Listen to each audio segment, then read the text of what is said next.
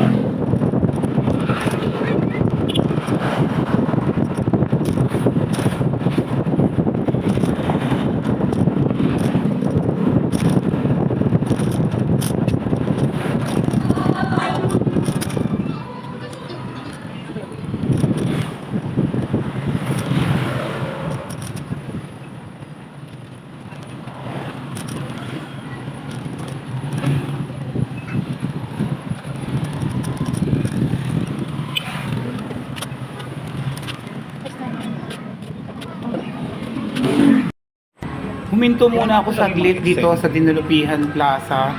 Mag-aalas 7 pa lang yan mga kapatid at nakuhanan ko kasi masyadong maraming naglalaro, mga tumatambay.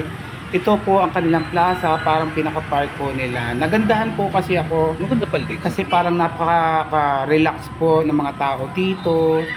Iyan, naglalaro sila, mga nagkukwentuhan. Iyan po ang kanilang simbahan. Bibili po ako ng barbecue talaga dyan. So ito po yung Dinulupihan, banda doon po ang barbecue. At papakita ko po sa inyo mamaya. So enjoy watching mga kapatid.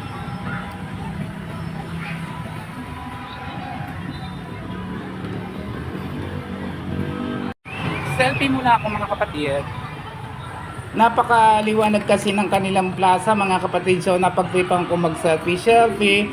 Kung fresh pa ba ako kasi kagagaling ko lang mag-haircut, walang magawa. Kaya tumingin-tingin ako ng mabibilhan ko ng barbecue sa labas para makita nyo naman ang lugar namin dito sa Bataan. Dito yan sa may Dinulupihan. So yan, first time kong naggala sa gabi. Yan, nakita nyo naman. Kasi nakita ko yung mga tao, napaka-cozy. Nagkukwentuhan sila, naglalaro mga kabataan. So yan mga kapatid, bumaba na ako at tapos ko nakuhanan ang kanilang plaza, kanilang park.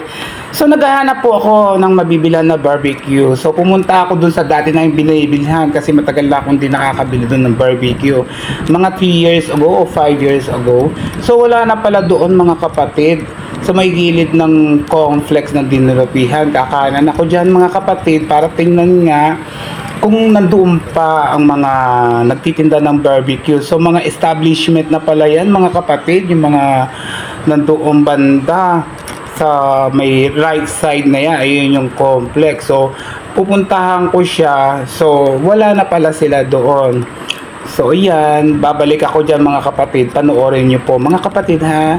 Para makita nyo po yung masarap na barbecue na inulam ko ngayong gabi. Inulam ko pa siya mga kapatid. Ang binili ko yung pork barbecue at saka balon-balunan at saka dalawang blocks ng dinuguan. So ayan, bumalik ako, nakita niyo mga kapatid. May makikita ako diyan na nagtitinda ng barbecue. So napakasarap ng barbecue nila mga kapatid. Hindi ko to pino-promote, basta nakita ko lang dito sa may bandang plaza mga kapatid.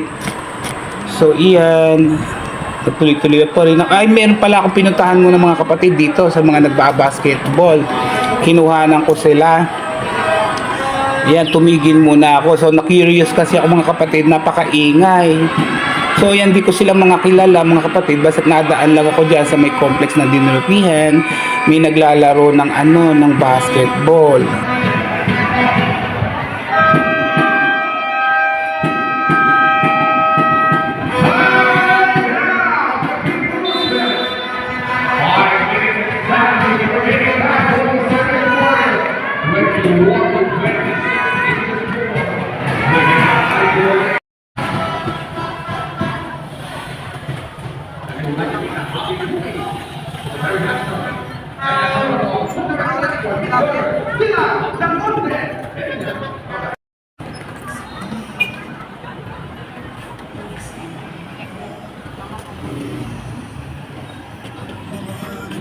At ito na nga yung sinasabi kong barbecue mga kapatid. O iba-ibang klaseng barbecue. May laman, ganyan. Kaya lang mahal, 250. Cannot afford ko mga kapatid.